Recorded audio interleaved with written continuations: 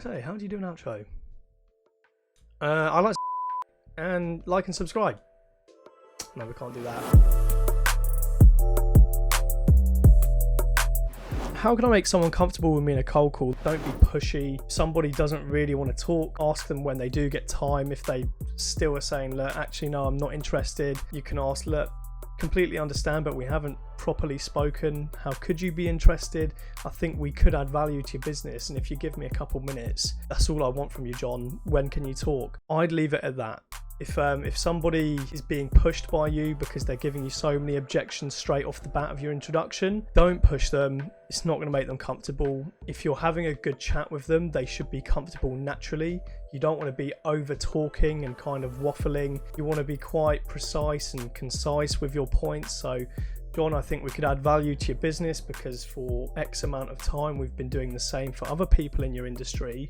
I'm confident we could do the same for you. John will probably say, okay, who have you worked with? What have you done? What are you offering? How have you done it? If they're asking questions, they're comfortable and they're also committed to the call and they are essentially interested in where this conversation could go for both you and for them. So somebody being comfortable, you can pick up those signs. They're on the phone with you. They've given you more than the introduction. They've maybe asked you a few questions and essentially they're just giving you their time of day. That is enough, essentially, from my point of view. It's quite obvious if you're making somebody uncomfortable, so just do the polar opposite of that, basically. How do you prepare a pitch? So think about who you're going to be talking to, what industry they're working in, what have you done with maybe their competition or within their industry, what is it you're offering essentially, and then just put that into a little package that you can use and open up when you're on the phone. So your introduction will be, hi, my name is John Smith, I'm calling from ABC, how's it going? There's your intro, done, very quick. They're going to say, yeah,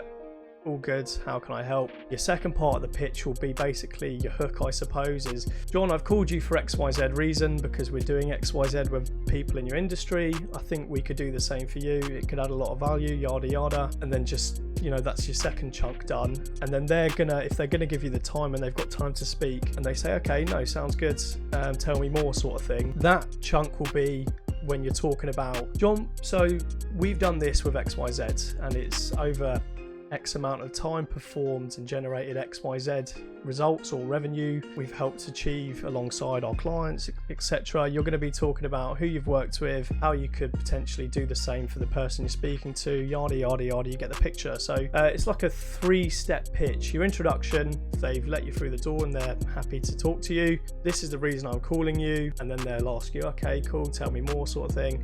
And then you just get into the facts and the figures of who you are, what you've done, how it could add value to them, and then just let them ask their question. That's your initial pitch out the way to get the conversation flowing, and then just prepare some answers to questions that they might ask, which could be, okay, who have you worked with?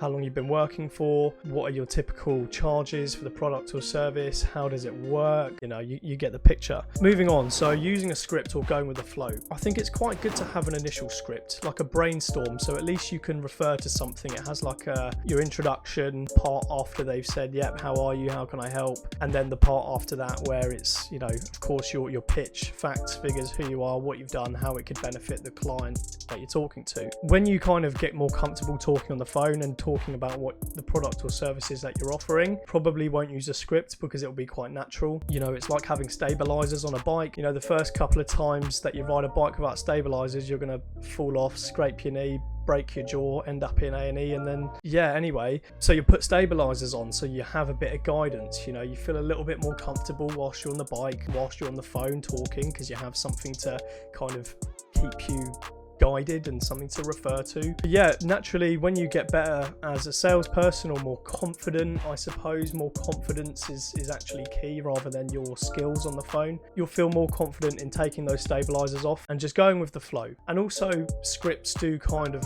they almost give you a ceiling, or they kind of have boundaries, because if something pops up that isn't on the script, i.e. there's a question that pops up or an objection and you don't know how to handle it, because you know the script is meant to be the be all or end all, it's going to help you get the sale. If that's not on the script and you don't know how to respond to their objection or, you know, the point they've made, you're going to get all flustered and then you're going to have to wing it. And if you haven't winged it before, then it's just going to be a bit of a mess. So yes, scripts are great to begin with in the early days until you build your confidence up and your knowledge of your product or service, and then winging it isn't really winging it.